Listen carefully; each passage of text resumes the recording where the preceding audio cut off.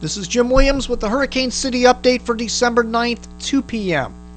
Here's the predictions page at Hurricane City, and on my end of season broadcast, which I did on Hurricanecity.tv on November 30th, I went over the cities and islands that did end up getting affected by named storms that I made in my predictions at the beginning of the hurricane season.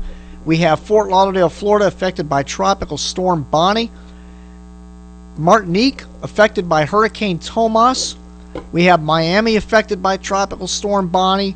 Bimini, Bahamas, affected by Tropical Storm Bonnie. And Barbados, affected by Tropical Storm Tomas right before it became a hurricane, moving into the Windward Islands. So we have 3, 4, 5 areas that were affected out of my top 20 this year. Only one of them affected by a hurricane, and that was the island of Martinique by Hurricane Tomas as it passed well to the south of there. So overall, not a very good year of predictions for myself based on only 5 areas being affected and only 1 by a hurricane. Usually my very high threat areas up in here will be affected. Sometimes 2 or 3 of those cities will be affected by a hurricane during a hurricane season, and we did not have that happen this year.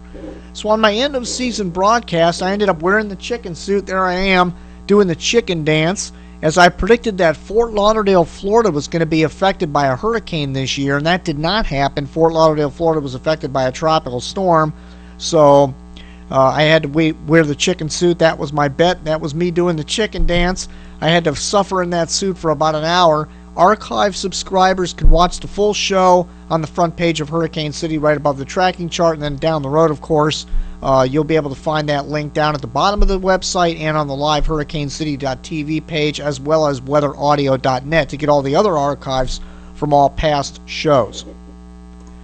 Now, here's Phil Klotzbach and Dr. Gray. Now, they're predicting another very active hurricane season coming up in 2011, and the reason being is that they're predicting that we're going to have relatively neutral conditions in the Atlantic Basin. This year we had pretty much La Nina conditions, slightly above neutral conditions, and we ended up with 19 named storms. They're predicting 17 named storms for next hurricane season, and of course their error rate goes down as they make more predictions closing in on the next hurricane season, so we'll have some updated predictions from them.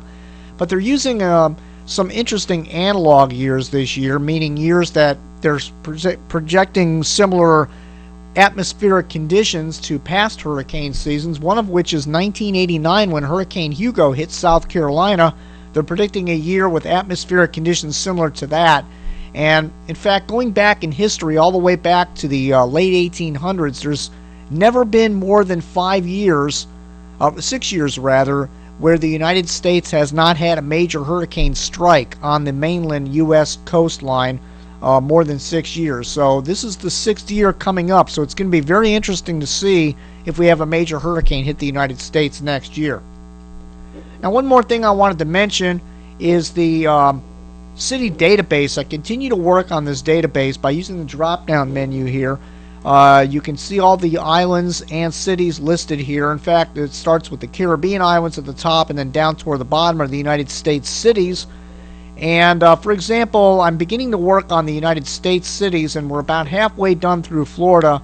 For example, if you click on, let's just say Fort Lauderdale, Florida, for example, you can see this chart here at the top of the Fort Lauderdale page. The time that Fort Lauderdale is most likely to be hit by a hurricane is between September 14th and September 20th. Now, the height of the hurricane season is between September 7th and 13th. So Fort Lauderdale tends to get hit right after the height of the hurricane season, leading towards later in the hurricane season. Now, you can check on your city. Again, we've only worked halfway through Florida. We haven't reached the Louisiana cities and Texas cities and the eastern seaboard. That'll be happening as we close in on the 2011 Atlantic hurricane season. I haven't updated those yet.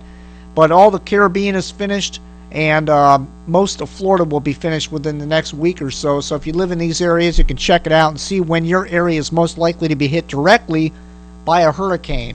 And you can use this scale here. And another project I'm going to be working on before the 2011 hurricane season is figuring out the average wind speeds of hurricanes when they hit your city. In other words, for Fort Lauderdale, we'll take all the direct hurricane impacts on Fort Lauderdale, the average wind speed when hurricanes hit, and then average it out over the number of named hurricanes that have hit the area, and then we'll come up with an average wind speed of, say, maybe 110 miles an hour for Fort Lauderdale, Florida. And you'll be able to click on any city and figure out what the average wind speed is for direct hurricane impacts on your city. And what this will allow you to do is see what areas of the United States and Caribbean get highest wind speeds from hurricanes versus other areas. I think that's going to be a really interesting stat that you'll be able to research, and that'll be coming up probably before the beginning of the 2011 Atlantic hurricane season. So keep checking back for that. I'll have another update the further I get into tweaking the Hurricanecity database, but just wanted to let you know what we're doing in the off season, and that is tweaking the database for this off season. Well, that's it for now. Thank you again for visiting Hurricanecity.